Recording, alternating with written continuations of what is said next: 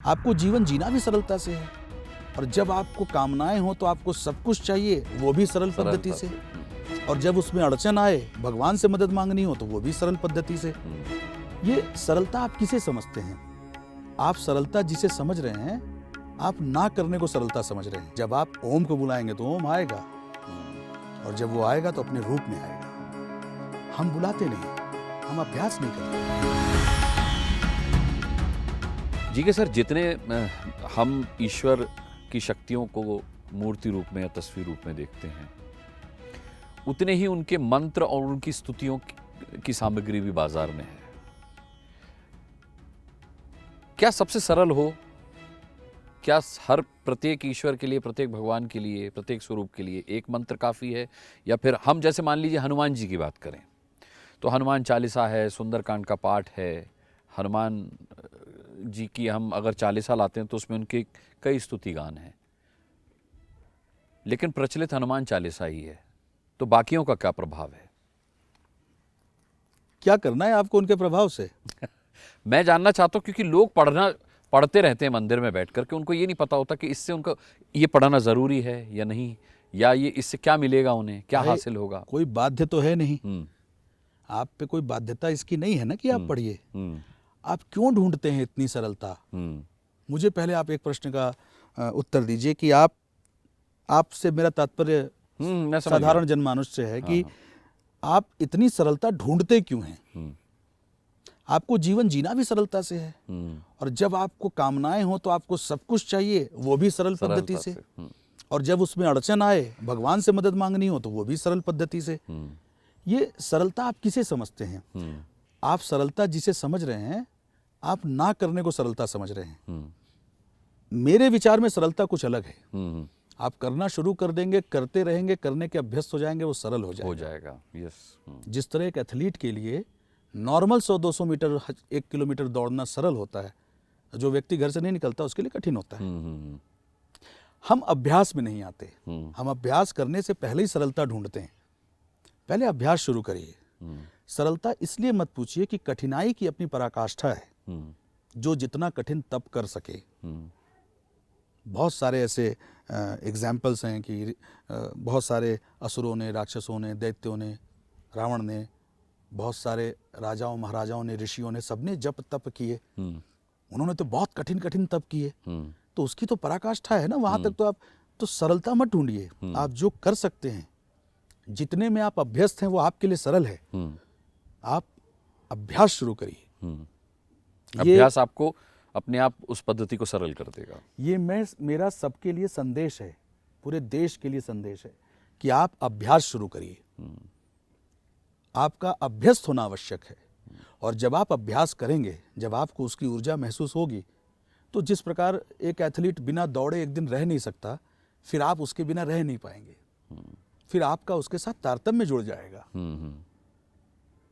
तो सरलता को ना करने के बजाय सरलता को अभ्यास से जोड़िए। सारे ही मंत्र सरल हैं, कितना बड़ा मंत्र पढ़ेंगे?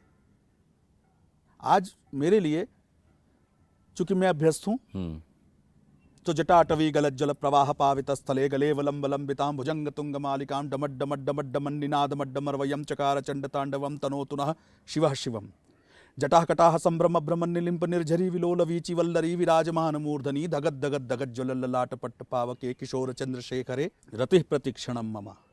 धराधरेन्द्र नंदिनी विलास बंधु बंधुरस्फुरद दिगद्ध संतति प्रमोदमान मानसे कृपा कटाक्ष धोरणी निरुद्ध दुर्धरापदी क्वचिद दिगंबरे मनो विनोद मेतु वस्तुनि जटा भुजंग पिंगल स्फुरत फणामणि प्रभा कदम्ब कुमकुमद्रव प्रलिप्त दिग्वधू मुखे मदांध सिंधुरस्फुरत्व गुत्तरीय मेदुरे मनो विनोद मद्भुतम विभर्त भूत भर्तरे सहस्रलोचन प्रभृत शेष लेख शेखर प्रसून धूलि धोरणी विधूसरांघ्र पीठ भू भुजंग राजमालया निबद्ध जाट जूटक श्रेय चिराय जायताम चकोर बंधु शेखर ललाट चत्वरध्वलंद नंजय स्फुलिंग भा निपीत पंचसायक नमन्निलिंप नायकम सुधामयूख लेखया विराजमान शेखरम महाकपाली संपदे शिरोजटाल मस्तुना कराल भाल पट्टिका धगद धगद धगद झुलंद नंजया हुतिकृत प्रचंड पंचसायके धराधरेन्द्र नंदिनी कुचाग्र चित्रपत्रक प्रकल्प नैक शिल्पनी त्रिलोचनेर तिर्मम नवीन मेघ मंडली निरुद्ध दुर्धर स्फुरत कुहू निशीथनीथम प्रबद्ध बंध कंदर निलिंप निर्झरी धरस्तनोत कृत्य सिंधुर कला निधान बंधुर श्रियम जगद्धुरंधर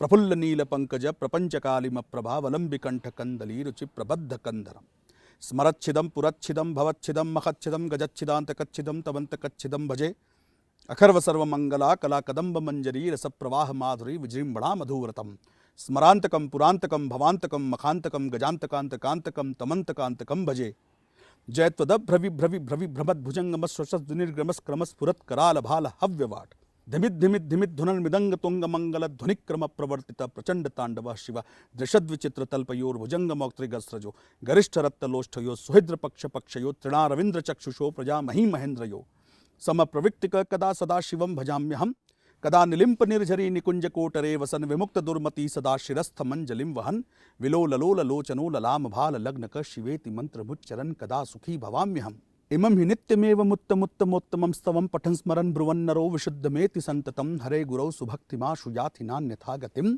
विमोहनं हि देहिनां सुशंकरस्य चिन्तनं विमोहनं हि देहिनां सुशंकरस्य चिन्तनं विमोहनं हि देहिनां सुशंकरस्य चिन्तनं पूजावसान समय दशक्त्र गीतम यह शंभु पूजन परम पठति प्रदोषे तस्य राम रथ गजेंद्र तुरंग युक्ताम लक्ष्मीं सदैव सुमुखीं प्रददाति शंभो इति श्री ब्राह्मण कृत शिव तांडव स्तोत्रम संपूर्णम। बताइए। हर हर महादेव। हर हर महादेव। ये मेरे लिए सरल है, आपके लिए सरल है, लेकिन यहाँ यूनिट में जितने सारे लोग हैं, इतने सारे इंक्लूडिंग मी, मुझे लगता है इसकी एक लाइन भी नहीं निर्दोष भाव से पढ़ पाएंगे जैसे आपने पढ़ दिया। मैं इस उत्तेजना में पढ़ा हूँ कि मेरा प्रेम है आध्यात्म से, अपने परमात्मा से, देवी देवता से, शिव से, शक्तियों से। तो मैं ये सोचता हूँ कि आप भी एक सफल व्यक्ति अपने जीवन में हैं, हम इतनी सरलता ढूंढते क्यों हैं? ये जो कठिन आपको लग रहा है मेरे लिए सरल है, क्योंकि मैं अभ्यस्त हूँ। आप अभ्यास शुरू करें। आप कुछ नहीं कर सकते, ओम नमः शिवाय से शुरू करें। आप सिर्फ ओम से शुरू करें। आप ओम की ध्वनि बनाना शुरू कर दें। 10, 20, 50 बार, 100 बार, 200 बार गलत पढ़ने के बाद आपकी ध्वनि आपकी नाभि से आना शुरू हो जाएगी। आपकी ओम में नाद आना शुरू हो जाएगा। वो प्राकृतिक है, उस पर किसी का वश और अधिकार नहीं है, क्योंकि जब आप ओम को बुलाएंगे तो ओम आएगा, और जब वो आएगा तो अपने रूप में आएगा। हम बुलाते नहीं, हम अभ्यास नहीं करते। सरलता अभ्यास पे आधारित है। जितना ज्यादा अभ्यास उतना ज्यादा सरल। नो अभ्यास नो सरल।